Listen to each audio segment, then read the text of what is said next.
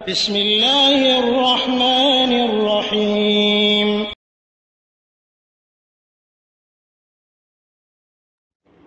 আসসালামু আলাইকুম ওরহমতুল্লাহি ওবরাকাতুহু। আলহামদুলিল্লাহ ওয়াসসালাতু ওয়াসসালামু আলা রাসূলিল্লাহ ওয়া আলা আলিহি ওয়া আসহাবিহি ওয়া মান ওয়ালা, আম্মা বা'দ। আউযু বিল্লাহি মিনাশ শাইতানির রাজীম। ইন্না ইদ্দাতাশ শুহুরি ইনদাল্লাহি 12 শাহরান ফি কিতাবিল্লাহি ইয়াওমা খালাকাস সামাওয়াতি ওয়াল আরদা মিনহা আরবা'তুন হুরুম যালিকা ad-দীনুল কাইয়্যিম ফালা তাযলিমু ফীহিন্না আনফুসাকুম ওয়া কাতিলুল মুশরিকিনা কাফাতান কামা ইউকাতিলুনাকুম কাফা ওয়া'লামু আন্নাল্লাহা মা'আল মুত্তাকিন। সম্মানিত অ্যাডমিন মহোদয় এবং সদস্যবৃন্দ, আল্লাহর প্রশংসা আদায় করছি যে আল্লাহ রব্বুল আলামিন আমাদের মাঝে এমন একটি দিনের আবির্ভাব ঘটাচ্ছেন যার মধ্যে উম্মতে মুহাম্মাদের জন্য রয়েছে অনেক খায়ের এবং কল্যাণ। আমরা প্রথমে আল্লাহ রব্বুল আলামিনের কাছে দোয়া করছি, আল্লাহ রব্বুল আলামিন যেন আমাদের এই কল্যাণকে আঁকড়ে ধরতে পারি, আল্লাহ যেন আমাদেরকে সেই তৌফিক দান করেন। আল্লাহুম্মা আমিন। আল্লাহ রব্বুল আলামিন কোরআনের মধ্যে বলেছেন যে নিশ্চয় আল্লাহ রব্বুল আলামিনের কাছে গণনায় বছর 12টি মাসে বিভক্ত, এবং সেটা আল্লাহর কিতাবের মধ্যে, এবং সেটা হয়েছে দুনিয়া আসমান এবং জমিন সৃষ্টি লগ্ন থেকেই এমনটি হয়েছে, অর্থাৎ 12টি মাস। তার মধ্যে 4টি মাস হারাম। আবু বকর রাদিয়াল্লাহু তাআলা আনহু থেকে বর্ণিত, রাসূল সাল্লাল্লাহু আলাইহি ওয়াসাল্লাম বলেছেন যে মানে এই বিষয়ে, অর্থাৎ ঠিক একই রকম, আয-জামানু ক্বাদ ইস্তাদারাকা কাহাইয়াতি ইয়াউমিন খালাকাল্লাহুস সামাওয়াতি ওয়াল আরদা কাহাইয়াতি ইয়াউম খালাকাল্লাহুস সামাওয়াতি ওয়াল আরদা। সত্যিই সময় অনেক নিকটবর্তী হয়ে গেছে সেই দিনের মতো যেই দিন আল্লাহ রাব্বুল আলামিন এই আসমান এবং জমিনকে সৃষ্টি করেছিলেন। আর আস-সানাতু ইসনা আশারা শাহরান, বছর হচ্ছে 12টি মাসে বিভক্ত। মিনহা আরবা'তুন হুরুম, তার মধ্যে 4টি মাস হলো পবিত্র হারাম মাস। সালাসাতুন মুতাওয়ালিয়াত, 3টা মাস পরস্পর, যুলকাদা, যুলহিজ্জা এবং মুহররম। ও রজব মুদারাল্লাযী বাইনা জমাদি ও শাবান, এবং মুজারির রজব, যেটা অর্থাৎ রজব মাস, যেটা জমাদি সানি এবং শাবানের মধ্যে মাসটা উপস্থিত। এই মাস তো বিশেষ করে হারাম মাসের গুরুত্ব, হারাম মাসের করণীয় এবং হারাম মাসের পবিত্রতা রক্ষা করা, হারাম মাসের মধ্যে জুলুম না করা, এ বিষয়ে কোরআন সুন্নাহ অনেক কিছু বর্ণিত হয়েছে। তবে আমি যে আয়াতটা পড়লাম ওখানে আছে ফালা তাযলিমু ফীহিন্না আনফুসাকুম, তোমরা তোমাদের উপরে খবরদার অত্যাচার করো না, জুলুম করো না এই দিনগুলোর মধ্যে বা এই মাসগুলোর মধ্যে।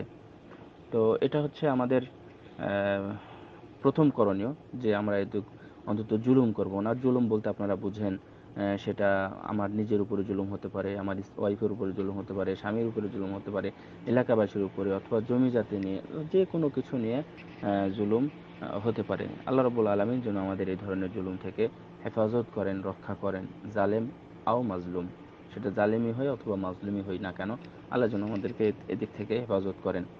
আর ঠিক এই মাসেই আমরা আন্তরিকভাবে আল্লাহ রাব্বুল আলামিনের কাছে দোয়া করব, কামনা করব যে যারা যুদ্ধ বিধ্বস্ত এলাকা, বিশেষ করে বর্তমানে কাশ্মীর, ইয়ামান, তারপরে হচ্ছে এই যে ফিলিস্তিন, সিরিয়া, যারা এই মাসের মধ্যেও যাদের মধ্যে যুদ্ধ চলতেছে, আল্লাহ রাব্বুল আলামিন যেন তাদের এই অবস্থান থেকে মুক্তি দেন। এখন এই মাস সম্পর্কে আমাদের ছোট্ট করণীয় আছে, যেটা আগেই বলতে চেয়েছিলাম আপনাদেরকে, যদিও কৈফিয়ত বারবার তালাশ করা যায় না। আমি গ্রুপে আসতে পারিনি, এটাই ঠিক। তারপরেও কিছু বলার দরকার। 1 নম্বর হলো যে এই মাসে আমাদের প্রথম যেটা করণীয় আছে তা হলো সিয়াম রাখা, সওম রাখা। তো সিয়াম রাখা সম্পর্কে রাসূল সাল্লাল্লাহু আলাইহি ওয়াসাল্লাম অনেক হাদিস উল্লেখ করেছেন যে আফদালুস সিয়ামি বা'দা রমাদান শাহরুল্লাহি আল মুহাররম।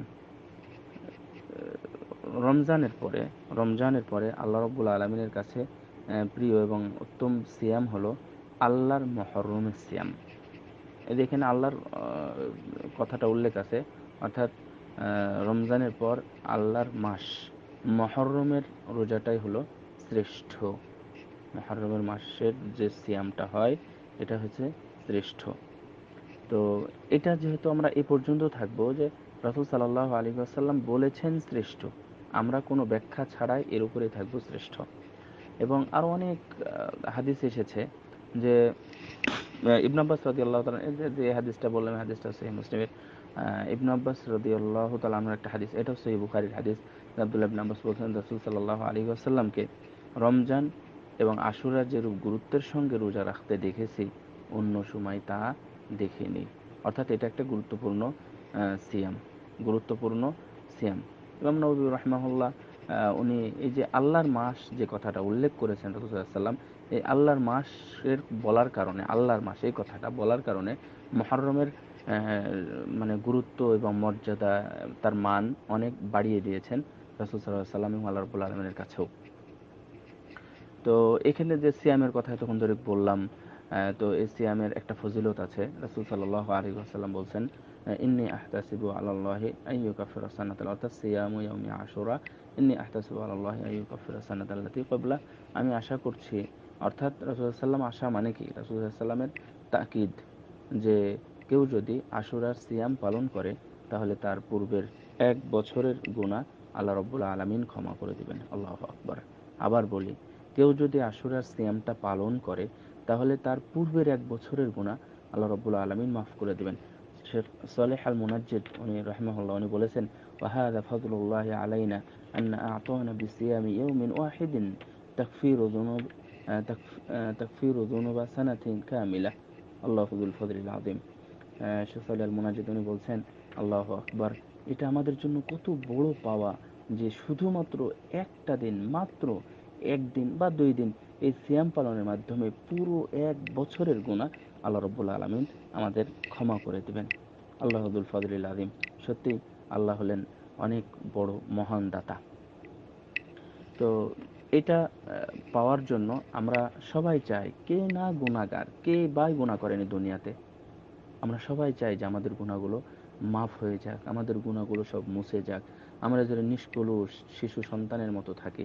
যেমন হজের সময় মানুষ ফিরে যায় কায়াউমিন ওয়ালাদাতহু উম্মুহু, যেদিন মানুষ জন্মগ্রহণ করে সেই রূপ যেন ফিরে যায় হজ করে যাওয়ার পরে।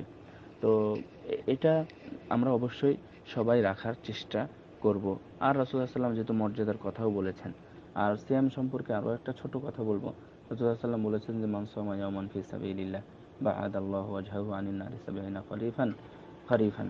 এটাও সহিহ বুখারীর হাদিস। আবু সাঈদ খুদরী রাদিয়াল্লাহু তাআলা আনহু থেকে বর্ণিত যে কোনো ব্যক্তি আল্লাহর জন্য, আল্লাহর সন্তুষ্টির জন্য যদি মাত্র একটা দিন সিয়াম রাখে তাহলে কিয়ামতের দিন তার থেকে জাহান্নামকে ৭০ বছরের পথ সমুদ্রে রাখা হবে।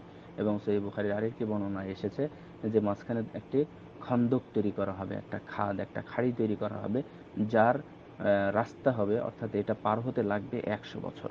আল্লাহু আকবার। অর্থাৎ জাহান্নাম আমার থেকে আপনার থেকে অনেক দূরে যদি একটা সিয়ামও পালন করি। সুতরাং এই মুহররমের সিয়াম যদি আমরা পালন করি আমাদের অনেক খাটনি হবে না। এখন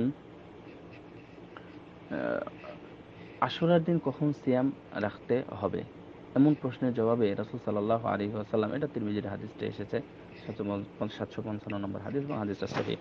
তো রাসূল সাল্লাল্লাহু আলাইহি ওয়াসাল্লাম বললেন, আমার কি ও রাসূল সাল্লাল্লাহু আলাইহি ওয়াসাল্লাম নির্দেশ দিলেন, আমরা রাসূলুল্লাহ সাল্লাল্লাহু আলাইহি ওয়াসাল্লাম বিসাওমি আশুরা ইয়াউমু আশির, মুহররমের 10 তারিখে সিয়াম রাখতে নির্দেশ দিলেন। তাহলে আমরা পেয়ে গেলাম কবে রাখতে হবে, এবং সেটা মুহররমের 10 তারিখে। তো এখানে একটা হাদিস যে অর্থাৎ ইবনে আব্বাস রাদিয়াল্লাহু তাআলা আনহু উনি বলছেন যে যখন রাসূল সাল্লাল্লাহু আলাইহি ওয়াসাল্লাম সিয়াম রাখলেন, হিনা সামা রাসূলুল্লাহ সাল্লাল্লাহু আলাইহি ওয়াসাল্লাম ইয়ামা আশুরা ওয়া আমারা বিসিয়ামি ফাকালু ইয়া রাসূলুল্লাহ ইন্না ইয়াওমান তাআযামা আল ইয়াহুদ ওয়ান নাসারা। ইয়া রাসূলুল্লাহ, আপনি যেদিন সিয়াম রাখলেন এবং রাখার জন্য নির্দেশ দিচ্ছেন সেই দিন তো ইহুদি এবং নাসারাদের বড় দিন, তারা তো ঈদের মতো এটা পালন করে, তাহলে এটা কেমন হয়ে গেল? তখন রাসূলুল্লাহ সাল্লাল্লাহু আলাইহি ওয়াসাল্লাম বললেন, ফাইদা কানাল আমুল মুকবিলু ইনশাআল্লাহু সুমনাল ইয়াউমাত তাসি', যদি আমি সামনে বছর বেঁচে থাকি তাহলে ইনশাআল্লাহ আমি এই 10-এর সাথে, অর্থাৎ আগে একদিন 9 তারিখেও আমি সিয়াম পালন করব। তো রাবি বলছেন, ফালাম ইয়াতিল আমুল মুকবিল হাত্তা তাওয়াফা রাসূলুল্লাহ সাল্লাল্লাহু আলাইহি ওয়াসাল্লাম, ইতিমধ্যেই বছর ফিরেই আসলো না, তার আগেই রাসূলুল্লাহ সাল্লাল্লাহু আলাইহি ওয়াসাল্লাম চলে গেলেন দুনিয়া থেকে। সহিহ মুসলিমের হাদিস, এটা 1916 নম্বর হাদিস। তো যাই হোক, তো বোঝা গেল যে রাসূল সাল্লাল্লাহু আলাইহি ওয়াসাল্লাম এই দিন সিয়াম রেখেছিলেন এবং বলেছিলেন যে ইনশাআল্লাহ আমি যদি থাকি সামনে বছর, তাহলে আমি 9 লাগিয়ে দেব, অর্থাৎ 9-10 সিয়াম পালন করব।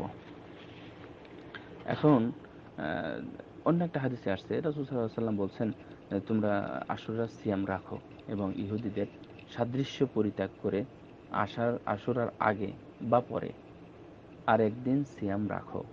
এটা হচ্ছে মুসনাদে আহমদে আসছে হাদিসটা।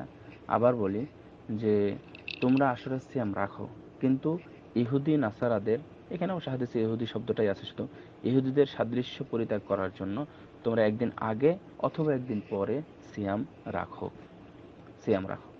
এখন এই সিয়ামটা কেন আসলো বা কেন রাসূল সাল্লাল্লাহু আলাইহি ওয়াসাল্লাম করতেন, করার জন্য নির্দেশ দিলেন, এটা কেন? এটাও একটা ইবনে আব্বাস রাদিয়াল্লাহু তাআলা আনহুর পক্ষ থেকে একটা হাদিস আসছে।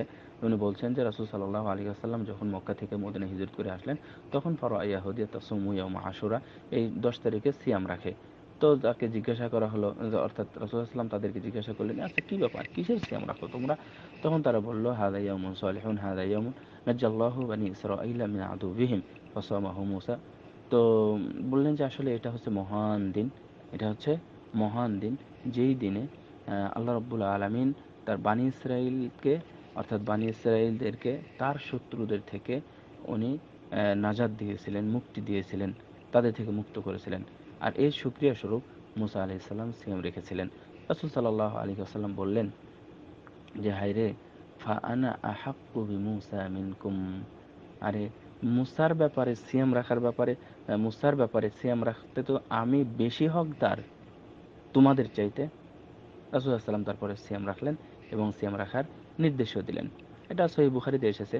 অবশ্য সহিহ মুসলিমে এই ইবারতটা আবার ভিন্নভাবে এসেছে যে ইয়াউমুন আযীমুন আনজাল্লাহু মূসা ওয়া কওমাহু, আল্লাহ রাব্বুল আলামিন, এটা হচ্ছে মহান দিন, যেদিন আল্লাহ রাব্বুল আলামিন মূসা এবং তার সম্প্রদায়কে মুক্তি দিয়েছিলেন এবং এই দিনেই ফেরাউন এবং তার সম্প্রদায়কে ডুবিয়ে মেরেছিলেন। এবং ফাসামাহু শুকরান, মুসা আলাইহিস সালাম এই শুকরিয়া আদায়ের জন্য এই দিন সিয়াম পালন করলেন এবং তখন থেকেই ইহুদি নাসারারা সিয়াম পালন করে থাকেন।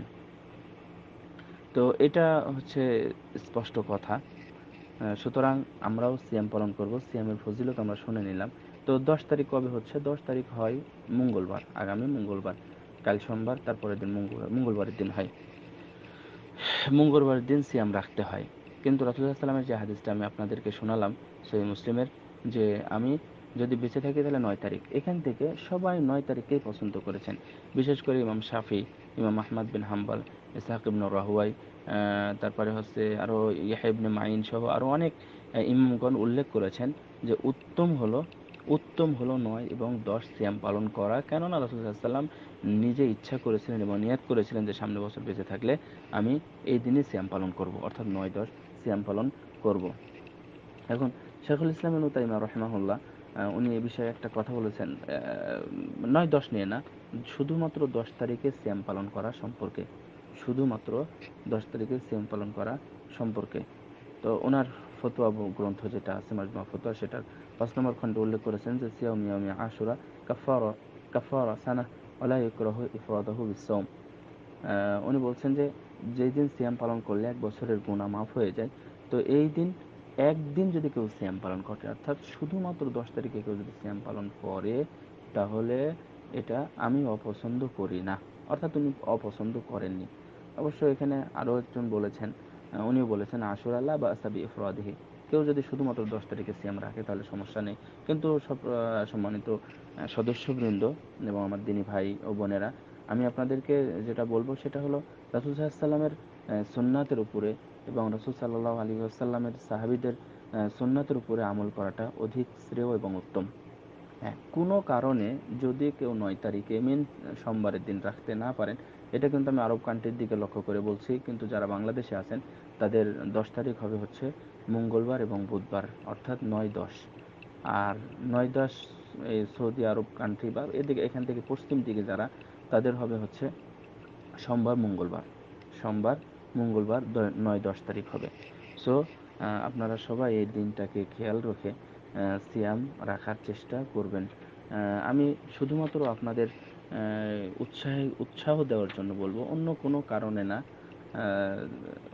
অন্য কোনো কারণে না, মানে আবার বলছি যে শুধু উৎসাহ দেওয়ার জন্য। তো আমাদের এলাকায় এই সিয়ামটা আগে পালন হতো না। যখন আমরা পড়াশোনা করলাম, পড়াশোনা করার পরে জানতে পারলাম, তখন এলাকায় বললাম এই দিনে বেদাত ইত্যাদি এই ধরনের মানুষ নিয়ে ব্যস্ত থাকতো। লাঠি খেলা হতো, হাসান হোসাইন নামে মাতম করতো, অনেক কিছু করতো।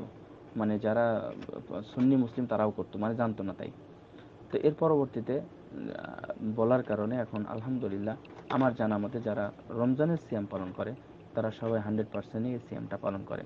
এবং তাদের সিয়ামের ব্যাপারে উৎসাহ দেওয়ার জন্য মানে আমরা নিজেদের পক্ষ থেকে মসজিদে ইফতারেরও ব্যবস্থা করে থাকি। কারণ ইফতারের ব্যবস্থা আপনি যখন তখন করতে পারেন, সোমবার, বৃহস্পতিবার, 13, 14, 15 অথবা যে কোনো দিন করতে পারেন, কোনো সমস্যা নেই। শুধু আপনাদের উৎসাহ দেওয়ার জন্য ঘটনাটা বললাম। এবং ইফতারি দিয়ে থাকি আমরা, যেন মানুষ সিয়ামে উদ্বুদ্ধ হয়, অনুরূপভাবে আরাফার সিয়ামেও। তো আপনারা চেষ্টা করবেন অবশ্যই, এবং সবার কাছে পৌঁছিয়ে দিবেন।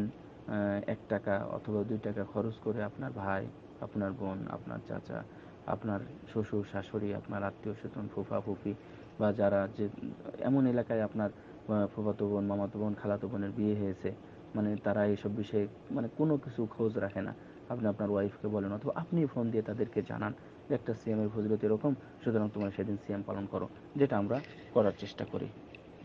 আশা করি এখান থেকে আপনারাও পালন করার চেষ্টা করবেন।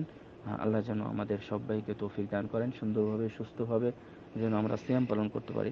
আল্লাহ যেন আমাদেরকে তৌফিক দেন, আমিন। ওয়া আখিরু দাওয়ানা আলহামদুলিল্লাহি রাব্বিল আলামিন। আকুলু কওলি হাযা আস্তাগফিরুল্লাহ লি ওয়া লাকুম ওয়া লিসাইরিল মুসলিমিন। ওয়া সাল্লাল্লাহু আলা নাবিয়িনা মুহাম্মদ ওয়া আলা আলিহি ওয়া সাহবিহি আজমাইন।